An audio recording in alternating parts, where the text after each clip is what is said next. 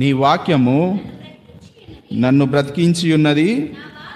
నా బాధలో ఇదే నాకు నెమ్మది కలిగించుచున్నది. ఆయన వాక్యమే మనల్ని బ్రతికించింది. ఆయన వాక్యమే మనల్ని మేల్కొల్పింది. ఆయన వాక్యమే మనల్ని చచ్చిపోయిన వారిని లేపింది. ఆ వాక్యమే కదా ఆనాడు లాజరును పైకి లేపింది. లాజరు బయటికి రా అంటే లేపింది ఆ వాక్యమే. ఆ వాక్యమే నిన్ను నన్ను లేపింది. ఏ విధంగా లేపింది అని అంటే, నిన్ను ఎప్పుడైతే నువ్వు పాపంలో పడి చనిపోయి నువ్వు ఎలాంటి స్పృహ లేని పరిస్థితుల్లో ఉన్నప్పుడు, ఆత్మ అనేది ఒక స్పృహ అనేది ఏమీ లేదు, నీకు నాకు ఆత్మ అనేది ఒక స్పృహ అనేది లేదు. ఆ స్పృహ లేని పరిస్థితుల్లో దేవుని వాక్యము నీ దగ్గరికి వచ్చింది. దేవుని వాక్యం నీతో మాట్లాడింది. ఏమని మాట్లాడింది?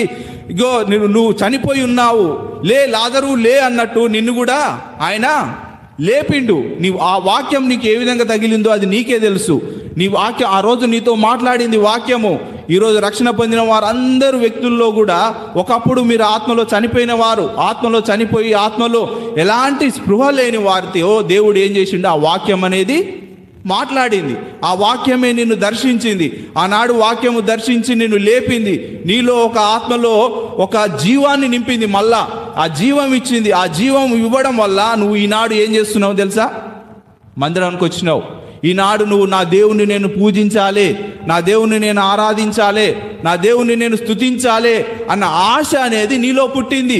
మళ్ళా నేను ఆ పాపంలోకి నేను పోను, ఆ పాపంలోకి పోతే నేను ఏమవుతుందో తెలుసా? మళ్ళా దేవుని దగ్గర నుంచి నేను మళ్ళా ఎడబాటు అనేది నాకు మళ్ళీ వస్తుంది అనే స్పృహ అనేది ఈ విధంగా నీకు ఈరోజు కలిగింది. తండ్రి, నేను ఒకప్పుడు నశించిపోయిన నా పాపముల వల్ల, నా శాపముల వల్ల, నా యొక్క దోషముల వల్ల నాలో స్పృహ అనేది లేదు. చెడు ఆలోచనలు, చెడు తలంపులు, లోక ఆలోచనలు, లోక తలంపులు, ఏ విధంగా నా ఆలోచనలు నెరవేర్చుకోవాలి, ఏ విధంగా నా అభిష్టాన్ని నేను నెరవేర్చుకోవాలనే ఈ పరిస్థితుల్లో మనం గుండా ఉన్నాం.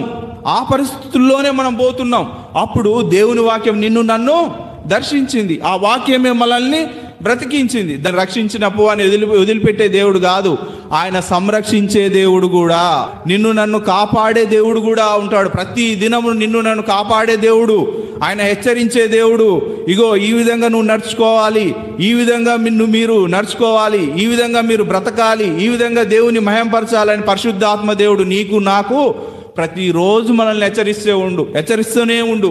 ప్రతిరోజు నీకు నాకు వాక్యం ఆయన బోధిస్తూనే ఉండు.